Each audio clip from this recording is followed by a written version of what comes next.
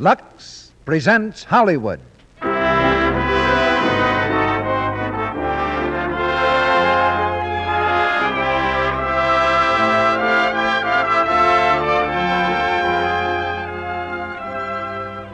Lux Radio Theatre brings you Bette Davis and Charles Boyer in All This and Heaven Too. Ladies and gentlemen, your producer, Mr. Cecil B. DeMille.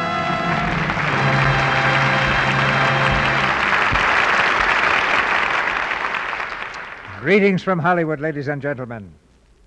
Some years ago, I owned a little white house on a hill high above Hollywood and rented it to a young lady who was just getting started in pictures. She always paid the rent on time and was in every respect a model tenant. It became increasingly evident as the Academy Awards piled up that she was a model actress, too. Her name was Bette Davis. I've never been Charles Boyer's landlord, but I've admired his great talent ever since he came to Hollywood. And so we believe tonight is one of the really great nights in the history of the Lux Radio Theatre, because we've brought these two together in All This and Heaven Too. Warner Brothers produced the screen success, but before that, Rachel Field's novel was a bestseller for almost 2 years. It's a strange story. You've never heard one quite like it. A mixture of tenderness and violence, of love and hate, of jealousy and sacrifice. A mixture that explodes with an impact you'll remember for weeks to come. Every play in the Lux Radio Theatre is a national one-night stand.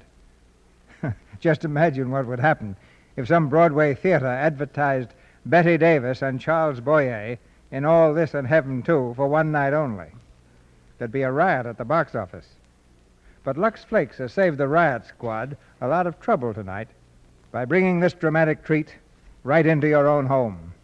That's the reward you've earned by bringing Lux Flakes into your own home, unless you're one of those lonely souls who haven't tried these magic flakes yet. If you are, well, you're just not getting full value out of this theater until you've tried All This and Lux Flakes, too. The curtain rises for the first act of All This and Heaven Too, starring Charles Boyer as the Duc de Praslin and Bette Davis as Henriette Deluzy-Desportes.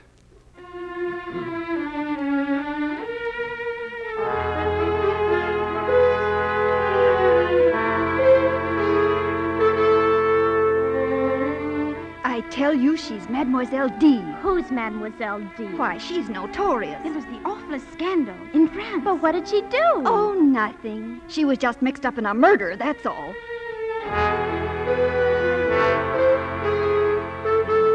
It's the year 1850. Through the classrooms of Miss Haynes' School for Girls in New York runs a whisper of suspicion, of scandal, of hate. In guarded tones, the girls speak of the new French teacher, Mademoiselle Henriette Deluzy-Desportes. Desportes. Her real name's Deluzy. She has yet to teach her first class, but already judgment has been passed upon her. Now the door to the classroom opens, and Mademoiselle Deluzy-Desportes enters. She's nervous and frightened. By her side is the principal, Miss Haynes. Quiet, please. Young ladies, it is with great pleasure that I've come here this morning to introduce you to your new instructress in French, Mademoiselle Henriette Deluzy-Desportes. I'm glad to welcome her to our little school, and I trust that you will have the good sense to profit by her teaching. You may take over, mademoiselle. Thank you, Miss Haynes. Bonjour, mademoiselle. J'ai été mise ici comme votre maîtresse. Avant la fin de l'année, j'espère que je serai devenue votre amie. And in your language, good morning, young ladies. I have been placed here as your teacher, but before the year is out, I hope I will have become your friend. Well, so much for that. You will open your literature books to page 1, please. I will select at random from the roll. Agnes Brevoort, will you start reading, please? She doesn't look like a murderess, does she? My sister told me all about it. There was a duke or something mixed up in it. His name was Praslin. Praslin? He was married, and she... Watch out, she's looking at me. Anyway, she went to prison. I know that. Just a moment, please. That young lady over there, what is your name, please? Emily Schuyler. Mademoiselle Schuyler, you seem to be doing a good deal of talking. Perhaps you have a question. Oui, mademoiselle. But I'm not sure that you'll like to answer it. What is it, please? Could you tell me how you spell conciergerie? I beg your pardon? I'm asking you how you spell conciergerie. I think it's the name of a French prison. Why do you wish to know? I mean, that particular word. You said yourself we were here to learn. Of course. Conciergerie. C-O-N-C-I-E.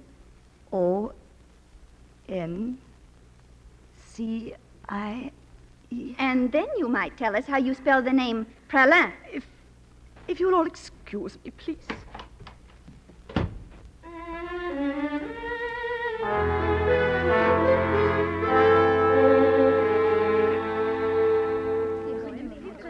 Did you see her face when she went out? She was white, absolutely white. I hope she's gone for good. Emily, how did you ever dare say those things? I think it's a disgrace, sending a woman like that to teach us. I'm going to tell my parents. Oh, look out, she's coming back.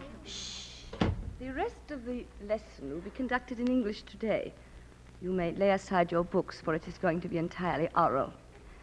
I am going to tell you a true story. Perhaps I am wrong in telling it to you. You are so young, so sheltered.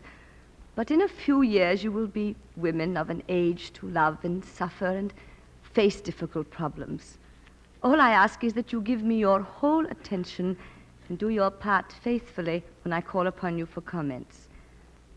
For most of our story, we will be in Paris, in a large and beautiful house, the residence of the Duc and Duchess de Praslin. It is of the governess in this household I shall tell you. On a February morning, some years ago, the governess was just coming to take up her position there. She had come from England, and in the bag she carried was a letter of recommendation from her last employer. She could not know into what unexpected adventure the letter would carry her, and even more, how another letter would one day bring her world down in ruins. She found the house a fashionable section of Paris. She walked through the heavy iron gates and rang the bell of the great front door. Then an old man who was sweeping the courtyard stopped his work and spoke to her. Are you thinking of joining this household, mademoiselle? I hope I'm to be the new governess. Hope, did you say? You would not enter this house of your own free will? You find that amusing? Yes, quite amusing. You see, young lady, I not only sweep the courtyard, but I wash the windows as well, and I see a good deal. I'm old Pierre, the handyman, and there are things I could tell you. Many things. Yes? I'm expected. Henriette Deluzy-Desportes. Oh, yes. Follow me, mademoiselle. Thank you. Everyone in this house knows the pleasure you take in humiliating me. I have no wish to humiliate you, Francis. My decision... It is every day of my life humiliation. I'm your wife. We're both young and yet we live... Please, in the name of your pride, Francis. Come in. Mademoiselle Henriette Deluzy-Desportes. Madame la Duchesse, I trust I am not too early. Really, What time is it? You asked me for 11, but if I am inconveniencing you, madame... Please make yourself comfortable, mademoiselle. Would you sit down here, please? Thank you, Monsieur le Duc. Madame, please allow me to express my gratitude for the compliment you've paid in summoning me to discuss your children's education. I sent you my letter of reference yesterday. I hope it was satisfactory. The reference? Oh, yes, quite so. As I remember, it was excellent. There must, of course, be much more that you would wish to know about me. I, for my part, should wish to know more about the children and what is expected of me. Well, the requirements are about the same as your last position, Mademoiselle Deluzy-Desportes. We want a governess to take full charge of the children's education and supervise their music, drawing, and behavior. I'm afraid there'll be quite a handful. We have 3 girls. They are at that difficult age from 7 to 13. I understand, monsieur. Then there is a boy who was born some years later. Reynald, who is not quite 4. Oh, he's a bright little fellow, but his health... Reynald is sensitive, like me. For years before he was born, I was made ill and unhappy, and he'll always bear the marks of my suffering. Please, Francis. I think we can bring this interview to a close, Mademoiselle Deluzy-Desportes. In view of your excellent reference, a trial of deposed is yours, if you would like it. Before you commit yourself, monsieur. Oh, this is very awkward. If I come, I shall have to ask you to call me by some other name than Desportes. Am I to understand that your name is not Desportes? My grandfather, the Baron Desportes, received his title from Napoleon during the First Republic, so naturally he is opposed to my associating myself in a household of such prominent friends of the present king. Well, I confess this is an awkward situation. Mademoiselle? Deluzy, I chose that name to keep my initials intact. So this is what comes of your wanting to make a change, Theo. We're to take in someone to teach republicanism to our children. I give you my word, madame, that I would not allow my political beliefs to affect my teaching of your children. But if these things make a difference in your feeling, I would understand. Oh, that must be the children. I asked Mademoiselle Maillard to bring them by to meet you. Does that seem necessary now, Theo? Papa! Come in, children. Come in, Mademoiselle Maillard. Children, you will be quiet. Yes, Your ma'am. poor mother's nerves will be shattered. Mademoiselle Maillard, this is Mademoiselle Deluzy. Mademoiselle. Come on. Come, make your curtsies, children. This long-legged colt is Isabel, the eldest. Why, Isabel, you're already a young lady. Yes, mademoiselle. And my little Louise. Louise, what lovely hair for curling. Oh, may I curl my hair? Mademoiselle Maillard says I can't. Louise, of course not one of you children has so much as said good morning to your mother. Good morning, Mama. Bert, good heavens, child, don't spill Mamma's ink. But Mademoiselle Maillard, I'm not spilling. I'm drawing. Such a beautiful child. Yes, a little headstrong, but very lovable, if one can win her over. No, Renaud, come away from there at once. You bad boy to pick Mamma's flower. Oh, she shouldn't. For that, you will stay at home today when we drive to the Guignol. Whatever made you do such a thing? It was for Mademoiselle to put on her dress. Oh, that was kind, Renaud. A very kind thought. But you should have asked Mamma's permission first. Perhaps if you do so now, she will let you give it to me. But it wasn't for you. I picked it for the new Mademoiselle because she has pink ribbons in her bonnet. Oh, I see. In heaven's name, let him give it to her and take them all out of here. You may give it to the new Mademoiselle if you wish. Here, Mademoiselle. Thank you, Renaud. But I think since it is your mamma's flower, it would be nice if you gave it to her. Do you want it, Mama? Just put it down, Renaud. Mademoiselle Maillard, please. Yes, madame. Come, children. Can we All right, children. Back to the schoolroom. I'll come in and see you at lunchtime. Well, Mademoiselle Deluzy, one never knows how a new person will fit into a household, but I like your way with children, and they seem to like you. Would it be possible for you to report in the morning? It is very kind of you, monsieur, but I can't come at all unless I feel I have Madame's approval as well as yours. It really doesn't concern me one way or the other. Monsieur has taken over the children's education.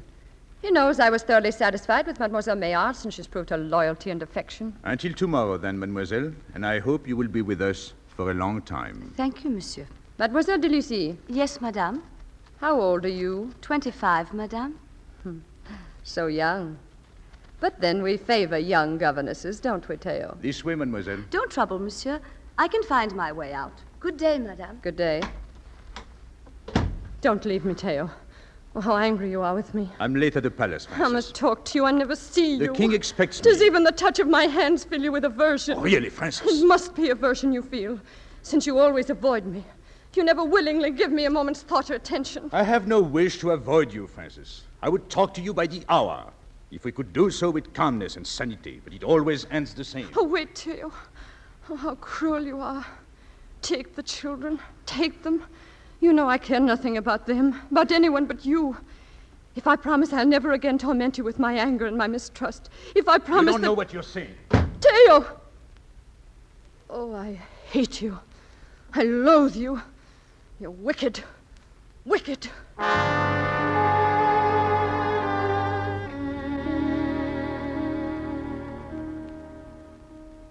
And then the fairy godmother spoke. It is within my power to give you happiness while you are young, or happiness when you are old, she said. Which did the princess take? Bert, be quiet. You're always saying something. Go on, mademoiselle. The princess pondered in deep thought. It is a hard choice, dear godmother. But if I spend my share of happiness while I am young, then I shall have nothing left to look forward to. So let me have my happiness when I am old, and may heaven send me patience. And do you agree she made the right choice? Papa, tell me. Do I Come now, come. Does everyone have I a asked you very a question. Louise, Was the princess right to wait until she was old to get her happiness? No, I think she was foolish to wait so long. Couldn't she ask for a little when she was young and a little when she was old? Our Bette shows early signs of diplomacy. But it's not so easy as all that. Is it, mademoiselle? No, it is not so easy as all that. Happiness isn't a little cake which we can cut up to fit our appetite. No, that's true. Mademoiselle, forgive me for interrupting. Is it time for lessons now? Yes, monsieur. The girls have their history, and Reynald is about to retire into a corner with his alphabet and his sniffles. What is this? Sniffles? Reynald didn't invite them, Papa. They just came. Well, send them away then. The same way mademoiselle is about to send me. Oh, don't go, Papa. I must, dear. Mademoiselle, may I see you outside? Of course, monsieur. Goodbye, children. Goodbye, Papa. Goodbye, Mademoiselle. Goodbye. Yes, monsieur. About these sniffles, is it a cold, you think? It is too early to say. I'll keep him indoors today. I think he'll be all right. Oh, good. Mademoiselle, there is something I've wanted to say to you for a long time. If I've fallen short in any way, monsieur. Do you know, we had almost forgotten what peace was until you came into this house. I can't tell you how much it means to me. But really, monsieur, they're such good children. How foolish my fears seem now. Fears, monsieur? Over you, because you were a stranger. From now on, my only fear will be that someday you will take it into your head to leave us. I should never be so foolish as all that, monsieur. For as long as the children need me, and you wish me to stay. Thank you. Au revoir, mademoiselle.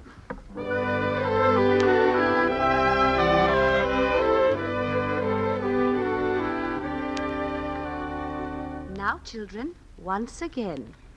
With this 7th Henry, the roses unite. His was the red, his wife's was the white. Oh, there, darling. The song is to learn history to, not to dance to. Come now, we'll try it once more. Mademoiselle. Oh, good afternoon, madame. I apologize for intruding upon your domain, Mademoiselle Deluzy. On the contrary, madame, we all wish you would visit us more often. I only trespass now because I was sure this was where I'd find monsieur. He spent so much time lately with the children. He just went out, Mama. Will it please you to sit down and join our history lesson, madame? Not at all. I had planned on taking a drive with monsieur. Well, I'm not going alone for all the world to see. Dress, Reynald. I'll be waiting at the carriage. Oh, I'm sorry, madame, but Reynald can't go out this afternoon. What did you say? He has coughed once or twice, madame. It may be a cold. Do I understand that you forbid me to take Reynald, Mademoiselle Deluzy? Oh, no, madame, but it's such a raw afternoon, and monsieur himself agreed. Is it among the numerous authorities conferred upon you by monsieur that you dictate to me concerning my own children? If I spoke hastily, madame, it is out of concern for Reynald. Sincerely, I meant no offense. If you will only choose one of the other children. Dress Reynald at once. I'm still mistress in this household, Mademoiselle Deluzy. Yes, madame.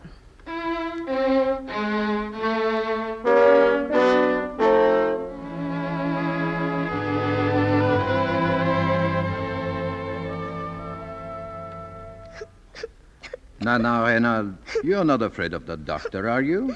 Mademoiselle, I want Mademoiselle. I'm here, Sherry. This hurts, Reynald, I know. But just once more, open your mouth. Monsieur, would you rather wait outside? No, I want to be here. Poor little fellow. Treatment for diphtheria is always painful, monsieur. He should never have gone out. Never. There, Reynald. We're all finished. That's what's so bad now, was it? And here's your lunch as a reward, Reynald. The throat is badly inflamed. We can only hope to check it from spreading. Remember what I told you about the windows. Keep them closed, tight. Yes, doctor. I'll be back sometime this evening. See that he remains quiet. Mademoiselle, my neck hurts. Of course it does, darling. Here now. We're going to have our déjeuner on a tray, the same way your mama has hers. Chocolate. No, it hurts my neck. Then we'll forget about the chocolate. Try to sleep, Reynald. My head is loose, Mademoiselle. Lean against me. There. Mademoiselle, will I die and have to take nasty medicine? What an idea. You will probably have to take medicine to make you better. But we don't think about dying. But my white rabbit died, and I loved it better than the brown one that didn't. Hush, darling. You're going to sleep now. That's right. Close your eyes. Close your eyes. Poor little Reynald. He's so pale. It seems a shame to shut out the air and the sunlight, especially with a warm spring coming. Yes, it does seem a shame. Mademoiselle, You must know the thanks I feel for what you're doing. When Madame understands, I'm sure she will be grateful too.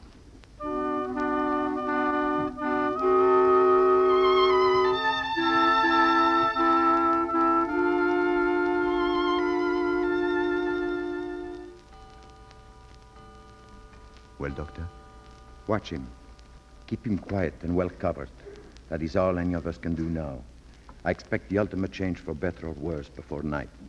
We can only hope his strength will carry him through the crisis. Mademoiselle, Yes, Renal?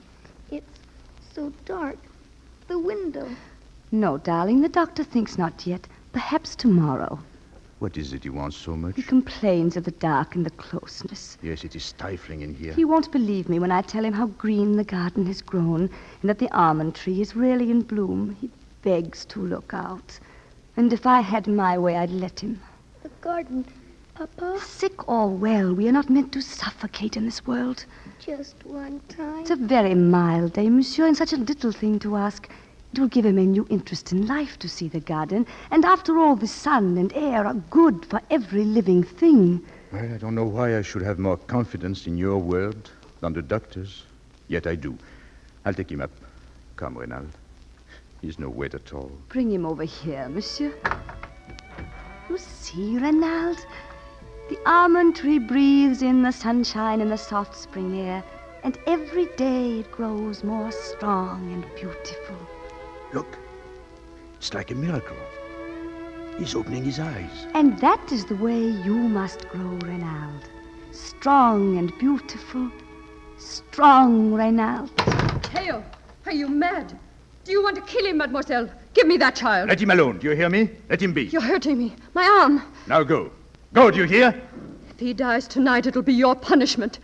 God will visit his revenge upon this house. Renald, darling, hush. We will look at the almond tree again tomorrow. If only you'll promise to try to get better. Oh, try, chérie. Try hard, Renald.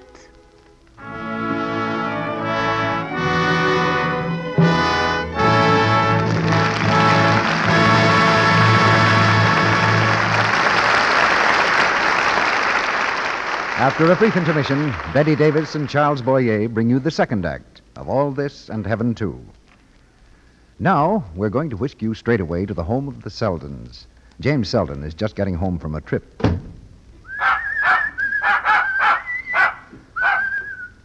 Hello, Pooch. Where's our missus? I got a surprise for her. Is that you, James? Hello, Nona. How about a kiss? You're late. And do you always have to bang the door like that when you come in? Oh, I'm sorry, Nona. I was hurrying to... Why, what's the matter, Nona? Darling. Darling, look up at me. You've been crying. Your eyes are all red and swollen. Red and swollen. Everything seems to be red and swollen. Just look at my hands. I look like a dishpan drudge because we can't afford a maid. At the bridge club this afternoon, I was so humiliated. The other girls' hands were so white and nice. Mine were red and rough and ugly. Poor Jim. How he wished that he could afford a maid for Nona, so she wouldn't get her pretty hands all red and rough. But wait a moment. That night, Jim and Nona were listening to the radio, and they heard... And so hundreds of women made laboratory tests of 6 well-known dishwashing soaps, putting one hand in new Quick Lux suds, the other hand in suds from one of the other soaps. They did this 3 times a day for weeks. The Lux hands remained smooth, soft, and lovely. The other hands grew red, rough, unattractive. So in spite of dishwashing, you can have soft, white hands if you use gentle Lux. Jim, that's what I'll do. You mean change to Lux? Yes, and I bet I fool those women at the club. They'll think we've gotten a maid. Well, it won't be long now before Nona's hands lose the red dishpan look that embarrasses her so. And your hands, are they as soft and youthful as you'd like to have them? Well, don't take chances. You'd never use a harsh soap on your face. Don't use it in your dishpan, where it can roughen and coarsen your hands very quickly. New Quick Lux Flakes have no harmful alkali. They're fast, thrifty, and so kind to your hands. Get that thrifty big box tomorrow and use it for your dishwashing every day. We pause now for station identification. This is the Columbia Broadcasting System.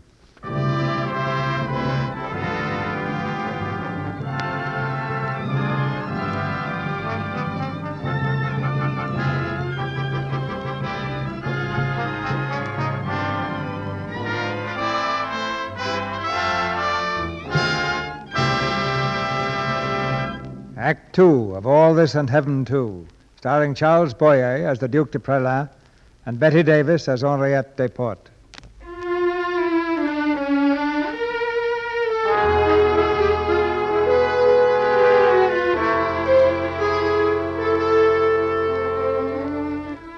Standing before her class in Miss Haynes' school, the notorious Mademoiselle D continues her story. In a quiet voice, she tells them of a governess in a French home, a girl admired by the master, loved by the children, and hated by the mistress. Reynald lived somehow through that night, and the next, and the one after. And then at last he began to grow stronger, and they knew the danger was past. Madame la Duchesse left the house to visit her father in Corsica, and when she returned, her father was with her, the Marechal Sebastiani. Together they accused the governess of stealing the love of the Duke and the children. It was not true, of course, but the suspicion was enough to make the governess leave. Her trunk was already packed when Monsieur le Duc pleaded with her to stay. She did stay, against her better judgment. From that night on, life was horrible in that house. Good evening, monsieur. Who are you? I am Charpentier. Charpentier? Your new valet, monsieur. Since when are you my new valet? Since this evening, monsieur, when the Marechal Sebastiani was kind enough to employ me. Oh, the Marechal hired you. Yes, monsieur. How thoughtful of the Marechal. Shall I prepare you for bed now, monsieur? No, thank you. I'm quite capable of preparing myself for bed. Is there anything I can do for you, monsieur? Yes, you can get out. Tell your master, the Marechal, I will give him a complete report of my activities in the morning. But... Get out! Yes, monsieur.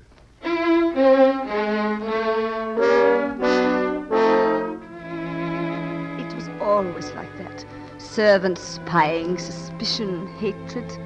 Early that fall, the family was to leave for the country house in Melun. Madame refused to go. I won't go. Not with that woman you've chosen to replace me with. Francis. There were tears and threats. I'll put myself out of your way. I'll never trouble you again. I'll kill myself. In the end, the governess left with the children. They stayed at Melun for a few weeks. And then the Duke arrived, alone. One evening, after the children were asleep, he and the governess sat laughing over some silly joke. The Duke was in a very gay humor. You see, I can conceal nothing. Even an old friend reminds me that I am next door to being a grandfather. Monsieur, that's ridiculous. Here at Melun, you're the youngest child of all. Why shouldn't I be? Mademoiselle, don't we all like to hark back to the time when we were the happiest? Here at Melun, I can forget. But what about you? We've always talked about the children. It's been Mademoiselle this and Monsieur that. There's been so much I've wanted to know about you. What shall I say? Well, did you have a happy childhood? Well, I was alone. There was my grandfather, but he never quite forgave me for having been born. He had his reasons. Was that why you became a governess? Because you were alone? I've often wondered. Since I love children, what better? Marriage? You would grace any home. I can never marry, monsieur. Can you tell me why you say that? There is some mystery in my birth, just what grandfather would never tell me. Either his son married someone beneath him, or it was worse than that. It hasn't always been pleasant to live with this blank in my life. I feel like one of those silhouettes artists cut from black paper. Just the outlines of a person standing against nothing. How dreadful for you. Oh, forgive me. I really don't want to make you feel sorry for me. I have the children, and if they're not mine, I sometimes imagine they are. And when I tuck them into bed and know they will wake up in the morning still loving me, life is good. Well, of course, I should not quarrel with the good fortune that brought you to our house. But as your friend, I could wish you something quite different. What, monsieur? Well, it would make me most happy to think of you seated in a chair before your own fire, with your own children, playing near at hand, and your own husband looking at you and counting his blessings. Thank you, monsieur. I must go up to the children now. No, please don't go. Don't even move. Why? Oh, I might say don't move because as you sit there, the firelight is so beautiful on your hair. I might say don't move because it is All Souls' Day and you mustn't disturb the spirits. And then again, I might say don't move because this is a moment so full of understanding that I can't bear to have it come to an end. Monsieur, you're very kind. I know you're tired. It's been a long day. No, I'm not tired. I'm frightened. Would you have preferred I hadn't come here to Milan? Oh, no, and I can't deny it's been beautiful here these few days, and I've tried not to think of the accounting you will have to give. Whatever comes, I promise you that you will not have to face it. This time, I can't help feeling that you will pay dearly. I always pay. Sometimes I pay most for what I never had. It is not unfair that for a few days I have had what it is beyond my power to ever pay for. I beg you, monsieur. These few hours, this little glimpse of what life might have been, I haven't asked for more. No. And if it had been only 1 hour or 1 minute, it would have been worth throwing away everything for. Knowing that it could never last. It will last, as long as it is remembered. Monsieur? Who is that? Monsieur, forgive me, but the Maréchal and Madame la Duchesse have arrived.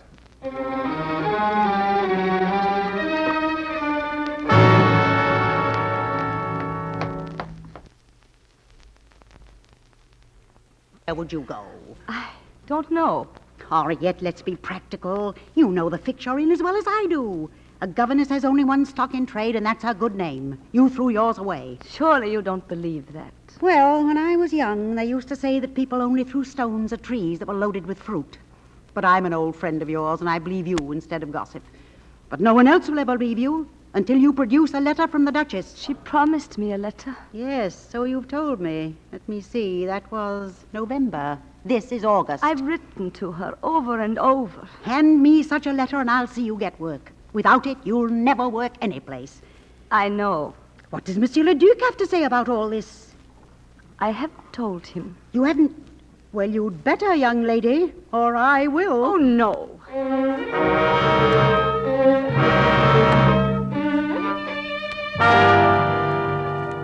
Why didn't you let me know? Why? Please, monsieur, if Madame la Maire hadn't interfered... Well, it was time someone interfered. You would have gone on lying to me, pretending you had a position here with her. I didn't want you to know. You have enough trouble.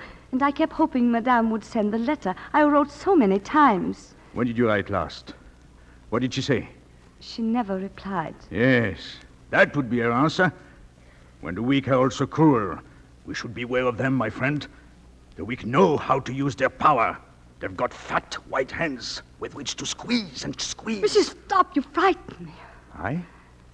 I frighten you? A look on your face. Oh, is it as noticeable as that I'm going mad? Please, let's forget the letter. I'll manage. Come to the house tomorrow. Come at 2 o'clock. No, I'll go back to England. Monsieur, I'll do anything. Come tomorrow. I promise you'll have the letter.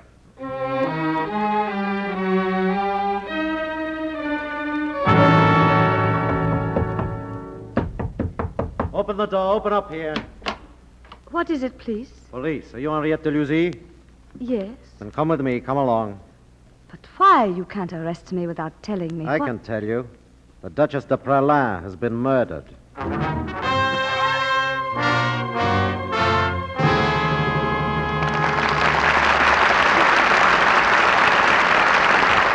In a moment, Mr. DeMille presents Act 3 of All This in Heaven 2, starring Bette Davis and Charles Boyer.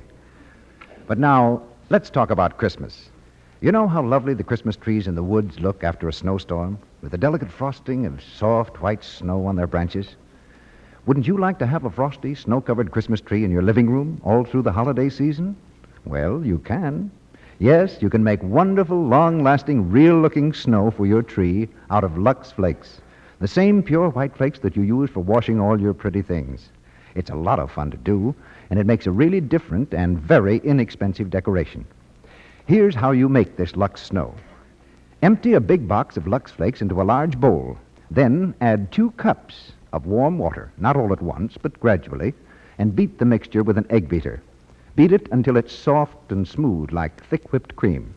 Then take handfuls of this whipped up snow and spread it with your fingers along the branches of your tree. For extra glitter, sprinkle a little shiny artificial snow on top of the Lux snow while it's still damp. Now you can add lights and ornaments or not, just as you wish. You can also make table decorations that look like expensive florist's arrangements by spreading the Lux snow on pine branches and arranging them in vases. Now, if you have a mirror over a mantel or a table, put some of the Lux snow-covered branches in front of it so you can get double enjoyment by seeing them and their reflection, too. Now, remember, to make Lux snow, use 2 cups of warm water to 1 large box of Lux flakes. Beat with an egg beater till you get a mixture like thick whipped cream that you can spread with your fingers along the branches. Your grocer has printed directions that he'll give you free when you buy Lux Flakes to make your Christmas snow. Now, our producer, Mr. DeMille. The curtain rises on the 3rd act of All This and Heaven, Too.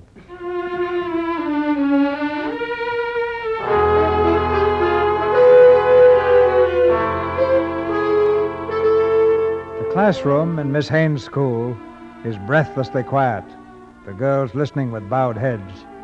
Mademoiselle D stands very straight, her eyes staring over their heads, far into the past. The gendarmes took the governess away that night to the conciergerie, the prison. They placed her in a cell to be held for questioning. The Duke, too, was being questioned. In his home, the investigating officer sat with him all the night. Just a few more questions, monsieur. Have you any explanation to offer which may account for this tragedy? No. Perhaps an intruder. Yes, that was our first thought, robbery, but since there is nothing missing, we have dismissed it. Had Madame la Duchesse any enemies who might have wished her harm? One does not wish death to anyone. I am not so sure of that, monsieur. Would you care to explain the bloodstains on the clothing which you are wearing? There was blood everywhere. And later, when you came back to your room, you attempted to wash the blood off, did you not? Yes. I wanted to see the children, to tell them that... May heaven help them. Concerning the doors to the Duchess's room, it seems they were locked at first, and then mysteriously they were no longer locked. I must remind you that as a peer of France, I'm not accountable to police officers. How right you are, monsieur. Under the laws of France, you are accountable only to the House of Peers. But I wonder how someone must feel who is not fortunate enough to find herself in such a lofty position. Whom do you mean? What are you leading to? In this case, possibly to the conciergerie, to the cell of a Mademoiselle D. I believe you know her very well, monsieur. She can have no possible connection with this affair. No possible connection. Leave her out of it.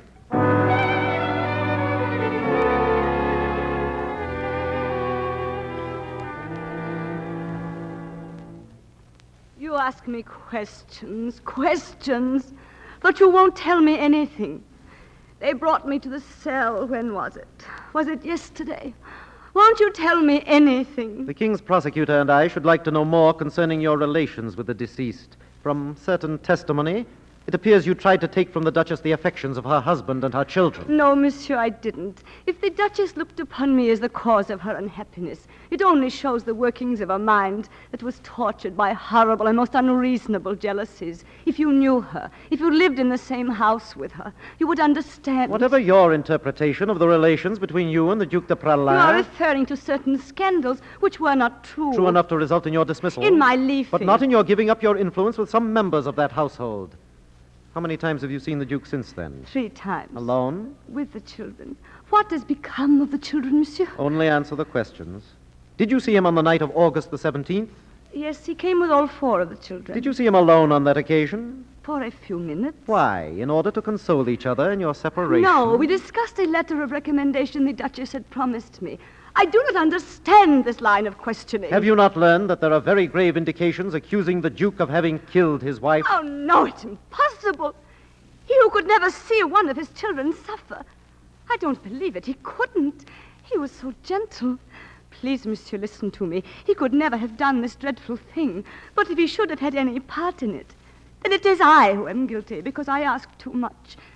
He must have gone to her demanding the letter of recommendation the Duchess had promised me. She refused him, and then... There, you see, I am guilty. Write it down there in your records. Guilty. I alone, never him.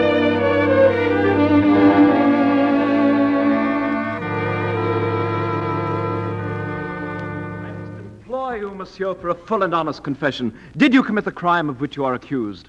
Who can say what is a crime? Do you dare to affirm that you are not guilty? Since you have come here with a conviction of my guilt, nothing I might say would change your opinion. We, your friends, would like to believe that you were pushed into such a barbarous act by a passion which you now regret. Were you not urged by the evil advice of someone else, some woman? No. I received no advice from anyone. One does not give advice for such a thing. Monsieur, we know that Henriette Deluzy could not have been here on that fateful night, but her influence was here. Only say that you were forced to do it, and perhaps you will save yourself. Certainly you will save the throne and the aristocracy. What is one woman's life against these? You make me ashamed that I know you. Monsieur, what were your relations with Henriette Deluzy? She was once governess to my children. And to you, monsieur? She was my children's governess. She gave them the love that had been denied them. But to you, yourself? Once, she saved my son's life. Did you know that? How queerly we reward those who have been faithful. We demand an honest answer to a plain question. Did you love this woman? Love? Do you know the meaning of the word? I believe we are all thinking of the same thing. I did not love her. Very well, monsieur. If we cannot have the truth from you, we will have it from the girl. She is to be questioned again this afternoon, this time before the House of Peers.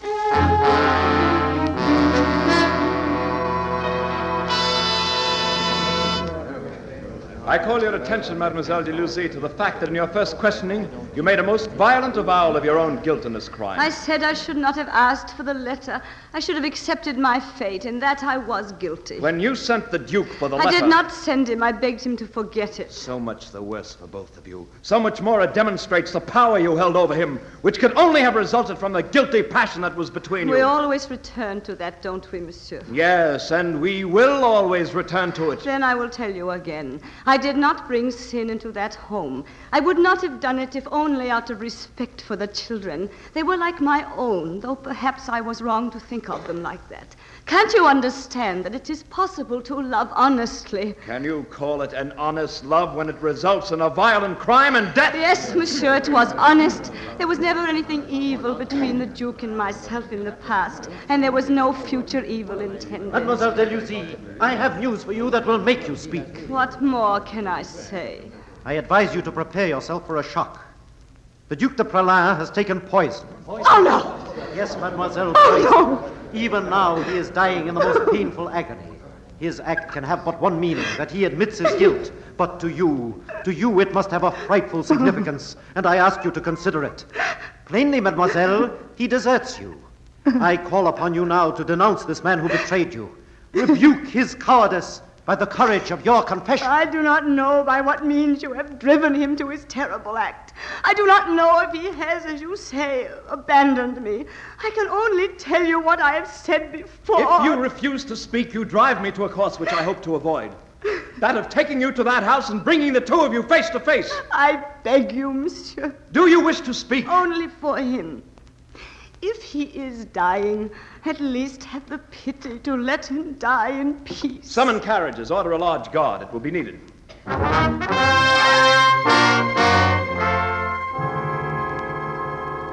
Monsieur, we are here to question you for the last time.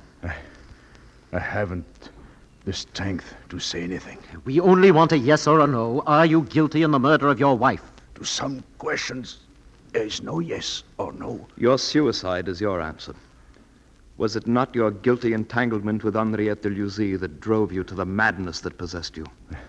My strength fails me some of the time. Bring the girl in. Have you brought her here? You still have a chance to speak, monsieur. Stand there, mademoiselle, by the bed. Monsieur, you go to meet your creator. Look at this woman and tell us the truth. Did you love her? I cannot answer any more questions. Did you love this woman? Will you never be satisfied? I am dying. What more do you want of me? Then the last chance comes to you, mademoiselle. Is there anything you wish to say to this man? There is nothing I need to say. It is useless to try further. May God have mercy on your soul, monsieur. Take the girl away.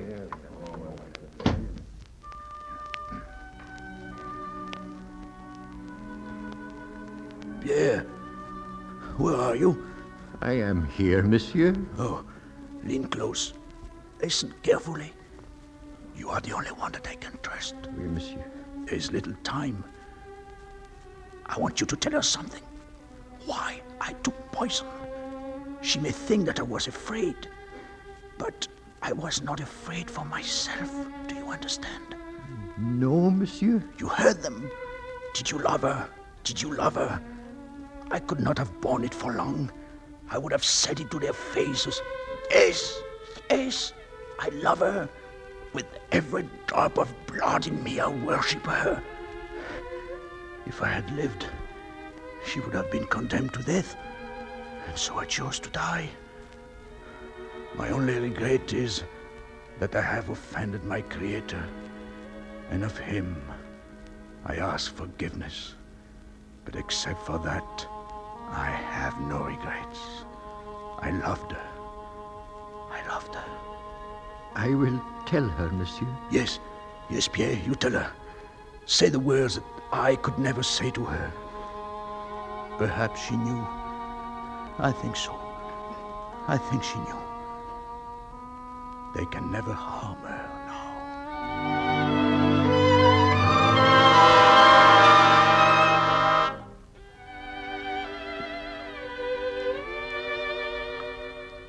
Mademoiselle Deluzy was freed at last. She was free of every prison except that of her memories. The Duke was dead, and she wished she might die too, but that was not possible. She had to go on living, facing the future. And what future was there for her in a place where she was hated, where the crowds on the street would gladly have torn her apart? I cannot tell you her emotions as she approached this strange new country. Suppose the terrible things that she wished so much to forget should follow her. People can be as cruel in one country as in another. They find copies of old newspapers and stir up what is best forgotten. They can exchange sly glances and whispers. And although they perhaps mean no harm, the ugly story spreads and grows until there is no peace for her. Not even in America. Oh, mademoiselle, please don't go on. Please. It is for you to tell me the end of my story. You girls who face your own lives are to decide mine. You, Emily Schuyler. Now that I have spelled conciergerie for you, is there anything more you would like to know? I'm sure you'd like to ask some questions. I have no questions, mademoiselle. Then do you think this governess deserves to suffer the rest of her life? Or do you think she has earned the right to continue her work in this country where so many before her have taken refuge? I think that... Oh, mademoiselle, forgive me. We want you to stay. All of us want you to stay. I thank you.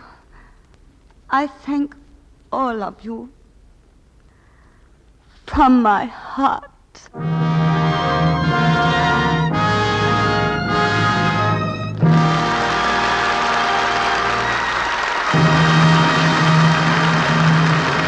Our stars will be back in just a moment for their curtain calls.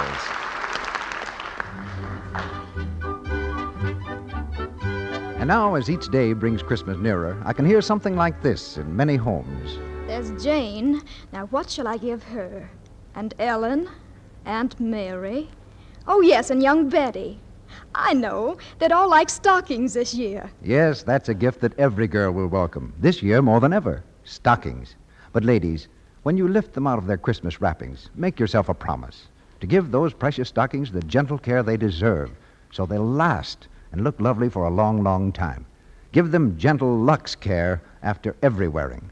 Here's what happens when you Lux stockings each night. First, you remove the soil and perspiration that can weaken the fibers. Second, you save the elasticity that makes stockings fit and wear. You've seen a rubber band all dried out, its elasticity gone. It breaks at a touch. Well, your sheer stockings break easily, too, when elasticity is gone. Then runs pop. So it's important to save stocking elasticity with gentle Lux care. And new Quick Lux Flakes are so fast. Why, in water as cool as your hand, they suds 3 times as fast as any of 10 other popular soaps tested. They're thrifty, too. A big box does stockings for weeks. Now, don't forget, stockings are precious.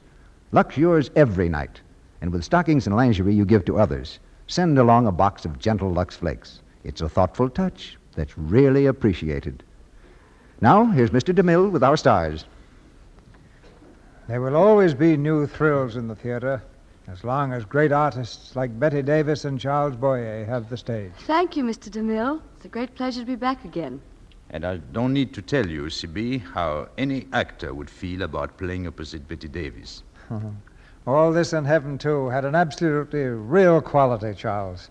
The people seemed so real. Perhaps there's a very good reason for that, Mr. DeMille. In all essential details, All This in Heaven, too, is a true story. The character, Henriette Deluzy-Desportes, was a great aunt of Miss Rachel Field, who wrote the book. Yes, and the case of the Duc de Praslin is very famous in the annals of the Paris police. No wonder the story rings true. But personally, I think much of the credit should go to both of you. Well, that's very kind of you, C.B. Let's see, next week will be your Christmas play, won't it? Yes, we celebrate Christmas week with the Paramount hit, Remember the Night. And the stars who will celebrate with us are Jean Arthur and Fred McMurray. It's a gay yet strangely dramatic love story that'll thrill everyone who has ever felt the longing for home at Christmas time. So remember the night next Monday night for our Christmas play with Fred McMurray and Jean Arthur and Beulah Bondi. I'm sure it'll be a fine performance, Mr. DeMille. Good night. Good night, sir. Good night. Good night. I wish Santa Claus would give me you 2 stars in the picture. Ladies and gentlemen, directly following the Lux Radio Theatre, I urge you to listen to a special broadcast that will include an address by the President of the United States, celebrating the 150th anniversary of the American Bill of Rights. It's the Bill of Rights which guarantees us such things as freedom of worship, freedom of speech, and freedom of the press. To ensure these privileges for all time, we are now engaged in a great world war. And today we pause for a moment in humble thanks for the liberty bestowed by the Bill of Rights.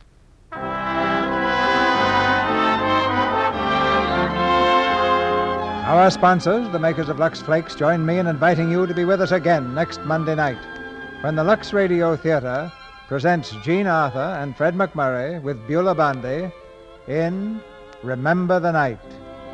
This is Cecil B. DeMille saying good night to you from Hollywood. And now I want to read to you a message from the United States Treasury Department. Quote, "Today, America, united as never before in her history, takes up the challenge of war. Without you, your individual effort, America's answer to the invader is less strong. Think about that. It's true. Here's one way that you can help. Buy United States defense bonds and stamps. Buy them every payday hereafter. Buy them as Christmas gifts. A share in America for your family, your children, your friends. An investment in your future, too. In 10 years, you get all the money you paid for them, plus as much as 33 1/3% more in interest. And if you need money at any time, you can exchange your stamps or bonds for cash. You don't have to keep them until maturity unless you are able to. But the longer you keep them, the more they earn. Now here's what the thousands of men and women who helped to make Lux and Lux toilet soap did. They asked their company to put part of their pay each week into these bonds and stamps for national defense. This is called the payroll allotment plan, and you can start a plan of this kind yourself. Do it tomorrow. Ask your employer to help you arrange it. That will show the world that Americans are backing their country regularly all the way." The Treasury Department's communication goes on to say, quote, "And now, on behalf of Henry Morgenthau, Jr., Secretary of the Treasury of the United States, the Treasury Department wishes to express its sincere thanks to the employees and the management of Lever Brothers Company for their splendid cooperation with the Treasury Department's payroll allotment plan. As early as last May, the makers of Lux and Lux toilet soap adopted the plan and have been faithfully carrying it through ever since. Today, they are glad to have been the first in their district to have done this. And they are more enthusiastic than ever over the payroll allotment plan. Remember, the regular, systematic buying of defense bonds and stamps is for the defense of every one of us." Bette Davis appeared tonight through the courtesy of Warner Brothers Studio and will soon be seen in their production of The Man Who Came to Dinner. Charles Boyer's current picture is the Universal production, Appointment for Love. heard in tonight's play were B. Benaderet as the Duchess, Edgar Barrier as Broussais, and Jeff Corey as DeLangley. Tune in next Monday night to hear Fred McMurray and Jean Arthur with Beulah Bondi in Remember the Night. Our music was directed by Louis Silvers, and your announcer has been Melville Ruick.